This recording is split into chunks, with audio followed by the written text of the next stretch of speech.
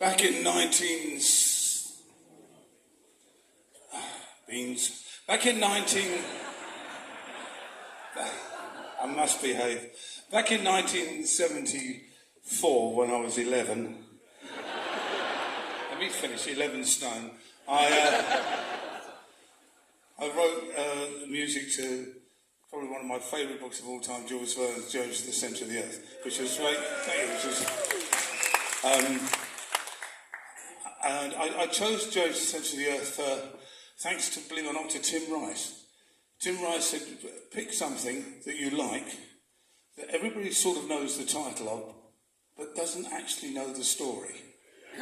Because he said Andrew Lloyd St. Plunger and him did that all the time. That's what they did with the Vita, and the same. It's what they've always done. It's quite clever, really. So I picked Journey because it's quite true. Everybody sort of knew the title, but very few people knew the story. You know, if you asked them, they went down in the middle of the earth, didn't they? Yeah.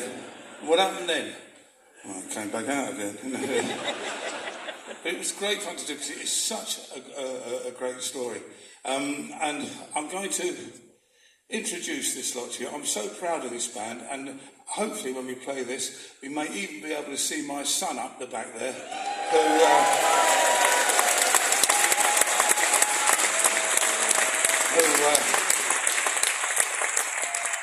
I notice is still in total darkness. So if we could have somebody with a torch just to shine it on him, that would be really... Obviously not. Anyway, that's in the darkness. That's my son Adam Wakeman up.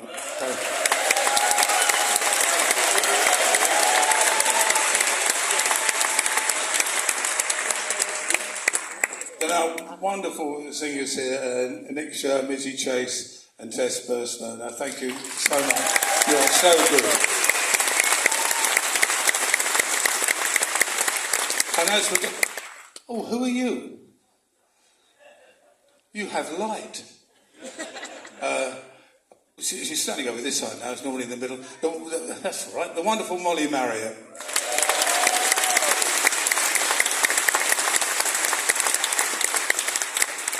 And you, quite literally, Brian May's favourite guitarist, this guy, Dave Colhoun.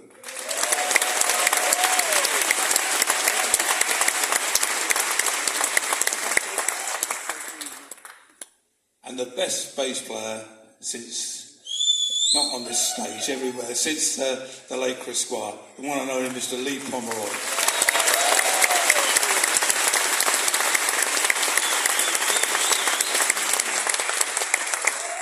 And Adam Faulkner on drums, lovingly known as Conkers.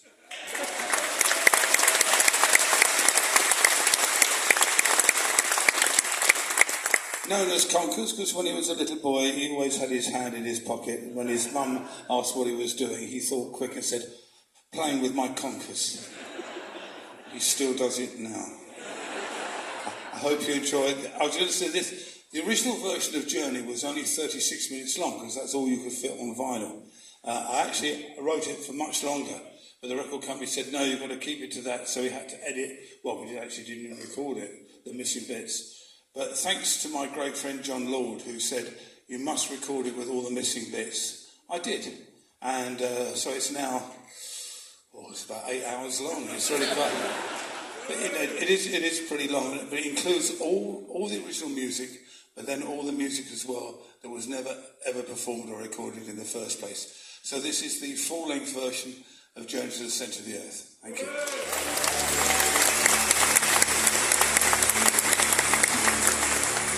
Journey to the Centre of the Earth. The story begins on the 24th of May, 1863, in Hamburg, when Professor Lidenbrock and his nephew Axel discover an old parchment in a 12th century book called Heims Kringla, a chronicle of the Norwegian princes who ruled over Iceland. This parchment, when decoded into Latin and translated by Axel, proved to be written by an alchemist of the 16th century, and read as follows. Descend into the crater of Snæfellsjökull, over which the shadow of Scartaris falls, before the Kalins of Juleibo, traveller, and you will reach the centre of the earth. I have done this Arne Secondsen. Sneffels is a 5,000 feet high mountain in Iceland, an extinct volcano, its last eruption having been in 1229. And so the journey from Hamburg to Iceland begins.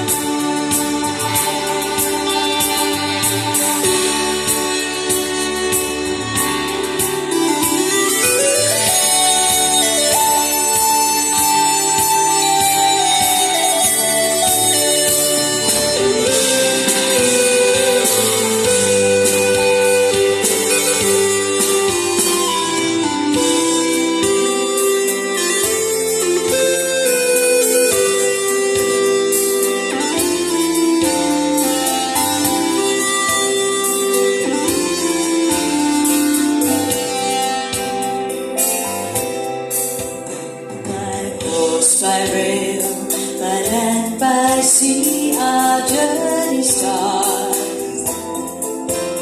to an innocent sky, one man's journey from the past. In Iceland where the mountains drift with pride, they set up their guide to reach the mountainside.